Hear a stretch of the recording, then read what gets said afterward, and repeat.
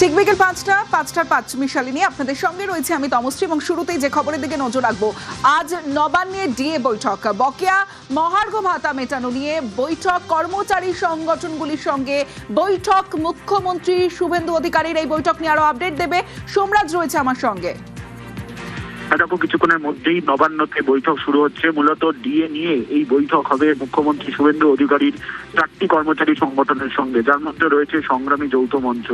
তুমি জানো যে ইতিমধ্যেই ডিএ মামলা সুপ্রিম কোর্টে বিবেচনাধীন রয়েছে এবং ইতিমধ্যেই সুপ্রিম কোর্টের তরফে বেশ কয়েকটি নির্দেশ রাজ্য সরকারকে দেওয়া হয়েছিল গত মার্চ মাসে, এবং সেই নির্দেশ কিভাবে কার্যকর করা হবে মূলত মনে করা হচ্ছে তা নিয়ে আলোচনা করতেই মুখ্যমন্ত্রী শুভেন্দু অধিকারী এই বৈঠক ডেকেছেন। কিছুক্ষণের মধ্যেই নবান্নতে এই বৈঠক শুরু হবে। তবে শুধুমাত্র বকেয়া মহার্ঘ ভাতা নয়, এই বৈঠকে আলোচনা হবে 7ম পে কমিশন গঠন থেকে শুরু করে বিভিন্ন ইস্যুকে সামনে রেখে সংগ্রামী যৌথ মঞ্চের তরফে একাধিক দাবি দাওয়া রাখা হবে মুখ্যমন্ত্রী শুভেন্দু অধিকারীর সামনে। বিশেষ করে দীর্ঘদিন ধরে যারা আন্দোলন করে যাচ্ছেন এসএসসি চাকরি প্রার্থীরা, তাদের বিষয় নিয়ে আলোচনা করা হবে।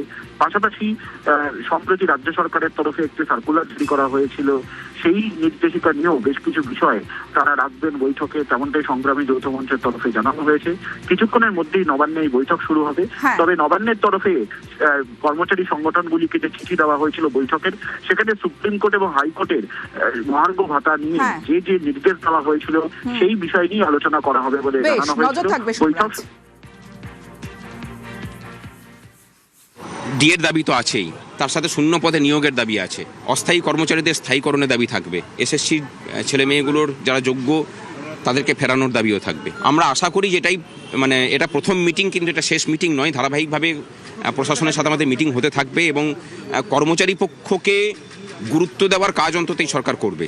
কর্মচারীদের ফিডব্যাক নেওয়া এবং সেই অনুযায়ী প্রশাসন চালানোটা খুব গুরুত্বপূর্ণ বলে আমরা মনে করি। সেই জায়গাটা বন্ধ হয়েছিল দীর্ঘ 15 বছর ধরে, সেই জায়গাটা খুলুক। আমরা চাই যে দুর্নীতিমুক্ত এবং ভয়মুক্ত পরিবেশে কর্মচারীরা কাজ করুন এবং রাজ্যের মানুষকে পরিষেবা দিন।